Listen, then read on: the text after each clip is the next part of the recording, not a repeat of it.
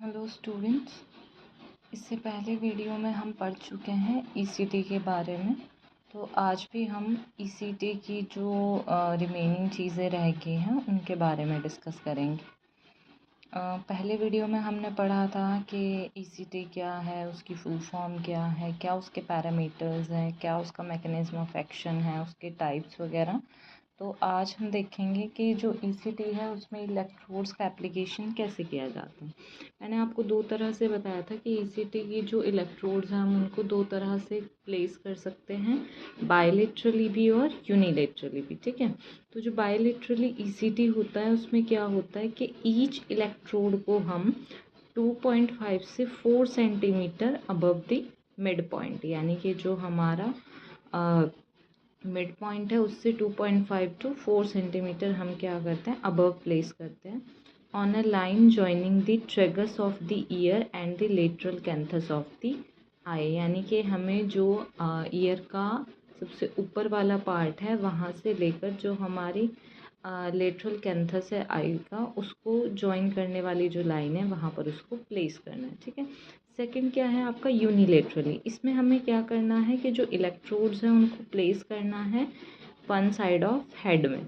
ठीक है, यूजुअली हम क्या करेंगे, नॉन डोमिनेंट साइड करेंगे, राइट साइड। ठीक है, उसके बाद क्या है, unilaterally ECT is safer which much fewer side effect particularly those of memory impairment. ठीक है, जो यूनिलेटरली ईसीटी है वो क्या होती है, सेफ होती है, और जो इसके फ्यू साइड इफ़ेक्ट्स हैं उनमें क्या है, मेमोरी इम्पेयरमेंट हो सकता है। अब बात आती है इंडिकेशंस की, हम किन किन इंडिकेशंस में यूज़ करते हैं ईसीटी को। फर्स्ट आता है आपका मेजर डिप्रेशन। अगर कोई पर्सन बहुत ज़्यादा डिप्रेस्ड है तो हमें क्या करना है, उसको हम ईसीटी प्रोवाइड कर सकते हैं।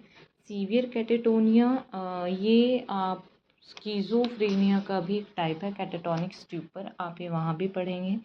उसके अलावा है सीवियर साइकोसिस, लाइक जो आपके साइकोटिक डिसऑर्डर्स हैं, स्कीज़ोफ्रेनिया, मेनिया वगैरह उसमें, और आपके organic mental disorder like mood disorders, organic साइकोसिस और अदर इंडिकेशंस भी होते हैं इसके। ठीक है, अब बात आती है कॉन्ट्रा इंडिकेशंस की। कॉन्ट्रा इंडिकेशंस मतलब किन किन सिचुएशंस में हम नहीं देंगे। तो फर्स्ट आता है आपका एब्सोल्यूट और सेकंड आता है आपका रिलेटिव। एब्सोल्यूट का मतलब है कि जिसमें आपको बिल्कुल देनी ही नहीं है ईसीटी। ठीक है, तो इसमें फर्स्ट है आपका रेज्ड आईसीपी। अगर किसी भी पर्सन का इंट्राक्रेनियल प्रेशर बहुत ज़्यादा मतलब बढ़ा हुआ है तो आप इसको ईसीटी को उस पेशेंट को प्रोवाइड नहीं करोगे। और जो आपकी नॉर्मल रेंज है आईसीपी की, that is 7 to 15 mm of Hg. ठीक है, उसके बाद रिलेटिव क्या क्या कॉन्ट्रा इंडिकेशन है, cerebral aneurysm, cerebral haemorrhage, brain tumour,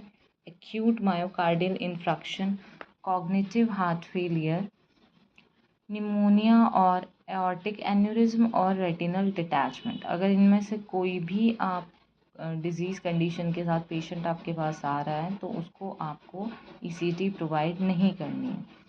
complications हम छोड़ सकते हैं, बाकी हम साइड इफ़ेक्ट्स ऑफ ईसीटी देखते हैं। इसमें क्या क्या हो सकता है, मेमोरी इम्पेयरमेंट हो सकती है, ड्राउजीनेस होता है, सुस्त। ठीक है, कन्फ्यूजन भी देखने को मिल सकता है, रेस्टलेसनेस भी देखने को मिल सकती है। उसके अलावा poor concentration, anxiety, headache, weakness, backache, muscle ache, dryness of mouth, palpitations, nausea, vomiting, unsteady gait, tongue bite and incontinency, ये सब हमें क्या होता है ईसीटी में देखने को मिल सकता है। अब उसके बाद आता है ईसीटी टीम। इसके अंदर आपका psychiatrist, anaesthesiologist, train nurse, aides should be involve in the administration of ECT. यानी कि हमें कौन कौन चाहिए टीम के अंदर, साइकेट्रिस्ट चाहिएगा, एनेस्थीसियोलॉजिस्ट चाहिएगा, एक ट्रेन नर्स चाहिएगी जो क्या करेगी, आपको पेशेंट को ईसीटी प्रोवाइड करने में हेल्प करेगी। अब क्या क्या फैसिलिटीज़ आपके पास होनी चाहिए, आपके पास 3 रूम का सेटअप होना चाहिए। पहला जो आपका रूम होगा, एक प्लीजेंट कंफर्टेबल वेटिंग रूम चाहिए हमें। ठीक है, प्री ईसीटी रूम जहाँ पर आप पेशेंट को प्रिपेयर करोगे। सेकेंडली आता है आपका ECT room, which should be equipped with ECT machine, accessories and anaesthetic appliances, suction operators, face mask, oxygen cylinder, curve tongue depressor, mouth gag, resuscitation apparatus and emergency drugs वगैरह, ये सारी चीज़ें वहाँ पे अवेलेबल होनी चाहिए। अगर कोई भी इमरजेंसी क्राइसिस आता है तो आप उस सिचुएशन को मैनेज कर सकें।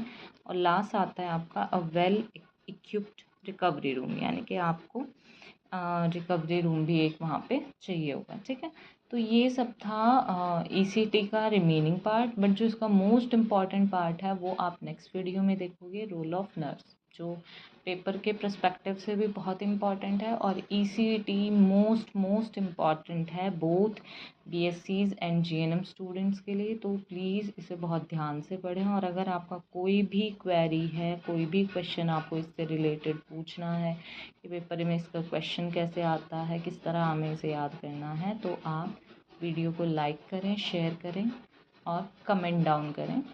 तो आपको मैं नेक्स्ट वीडियो में उसका आंसर प्रोवाइड कर दूँ।